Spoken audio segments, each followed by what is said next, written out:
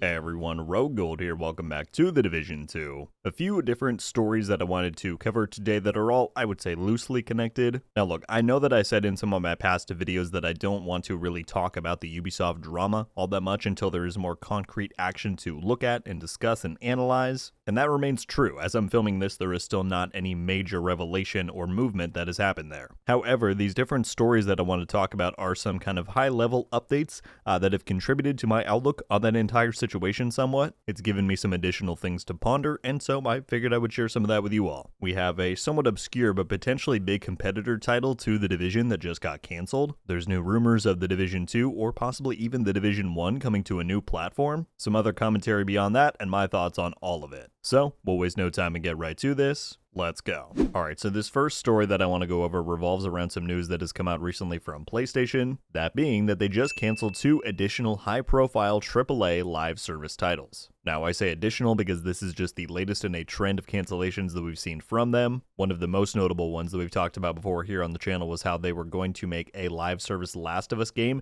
that sounded very similar to what the pitch of The Division Heartland was said to be. And so before either was canceled, there was talk about how those two might compete on the market. Well, it seems to maybe have happened again, but for The Division 2 this time. So neither of these 2 games that got canceled had been revealed. There was one coming out of Bend Studio and another from Bluepoint, and that one specifically is rumored to have been a God of War spin-off game. Specifically, I care more about the Bend Studio project in this case. They were the studio that made Days Gone, that was their last big title, and the prevailing rumors about this new project that they had been working on based on some leaks said that it was set to be a military third-person shooter that potentially has games as a service or live service elements. I'll link the article down in the description that goes into detail on this even more if you want to read up on it. Now, because this game has now been canceled, it will be impossible to know how similar or not similar it might have been thematically to the Division games. But if you think back to the past 9 years that the Division franchise has now been on the market, there has been an astounding lack of competition, I would say. And so in my mind, anything that is even vaguely similar, which is what that pitch of the project out of Bend Studio sounded to be, I would say that would have had potential to compete. But we will never know, because as I said, the news broke that Sony has unceremoniously canceled it and the aforementioned God of War spinoff for Bluepoint, and I think that speaks to the tumultuous nature of the gaming industry at large right now. Obviously, Ubisoft has it worse than most due to their poor leadership and decisions catching up to them. We're seeing that play out in real time, but that doesn't brush aside the fact that everybody is hurting from all the major studios and publishers. And this kind of led me to realize that if you want one factor to consider as to why The Division, in my mind,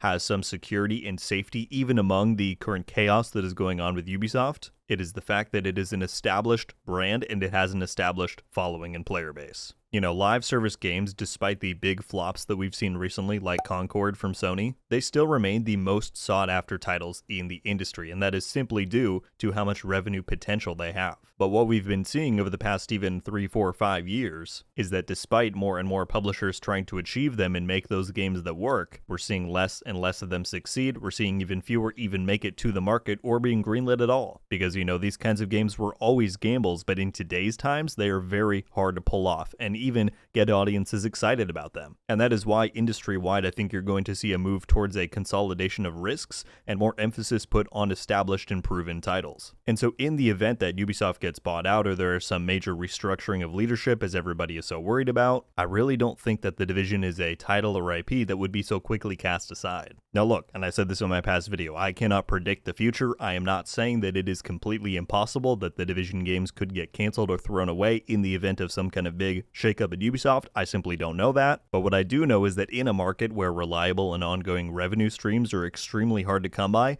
I think it would be really tough to see any executive not realize The Division's potential there. It makes me think of another game from Ubisoft, For Honor, which I still enjoy playing from time to time. That game is still live. They still get new updates and seasons. However, from what I can tell, they get even less content than we do, than The Division 2 does in this current day and age. I'm pretty sure their development team is even smaller than ours, and yet they're still getting ongoing support. And that's why I think you have to realize that even though these games are not Fortnites, right? They're not the biggest of the big live services. Even at these smaller scales, these operations are still profitable, and that is why you see companies like Ubisoft continue to invest into them. And that's why I find comments like these kind of funny. Now, I've redacted this person's name because I'm not trying to bash them in any way, shape, or form. I simply wanted to highlight this because it is a type of comment that I get quite frequently. They were checking out my recent new player guide for The Division 2, and they said, I played The Division in the past and then juggled it with Destiny. Destiny won my attention for the best part of the past 10 years, but now that that Destiny is pretty much dying, I'm looking to hop back into The Division. Thanks for the video. Now, if you're unaware, Destiny 2 has definitely lost some of its momentum and support over the past year, we'll say. They've transitioned from the yearly expansion release model that they've had for the past almost decade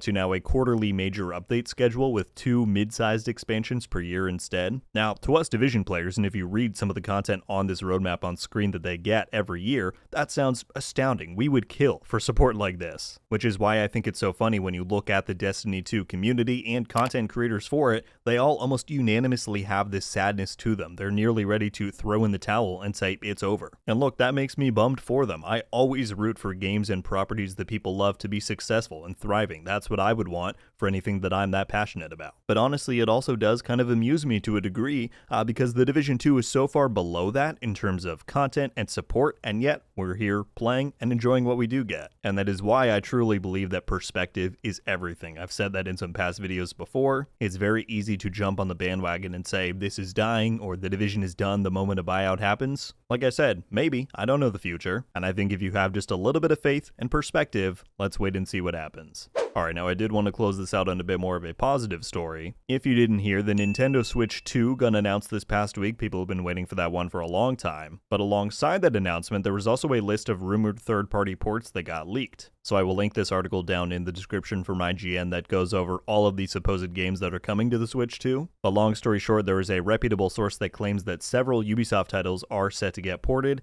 and that includes a Division title or titles. Oddly, the person who leaked this was not able to specify if this Division title is maybe the Division 1, the Division 2, or a game we don't know about yet. If you all want to go crazy in speculation that it's some unannounced game, could even be the Division Resurgence in theory, my money is on that it would be the Division 2, because again, like we talked about earlier, it is those small wins and those reliable revenue streams that really matter in this day and age of the gaming industry. And putting the Division 2 on more platforms simply just means more money for Ubisoft at the end of the day. My friends, that is all I've got for you on this one. I really enjoy making these sort of investigative and reporting type of videos, so I hope you like watching them. Any thoughts, reactions, or insights you have to any of these stories or things that we talked about in this video, I would be very curious as always to hear those thoughts down below. I'm sure some of you are kind of fed up with hearing about this Ubisoft drama nonstop. Trust me, I am too. That's why really I don't care to talk about it much until there is actual concrete news for us to discuss, but we'll see where things go. If you did enjoy this video and you want to see more like it in the future from me and stay up to date on everything with The Division 2, then I hope you will consider clicking that subscribe button. I got plenty more coming on the way, but that is going to do it for me today, folks. Thank you all so much for watching.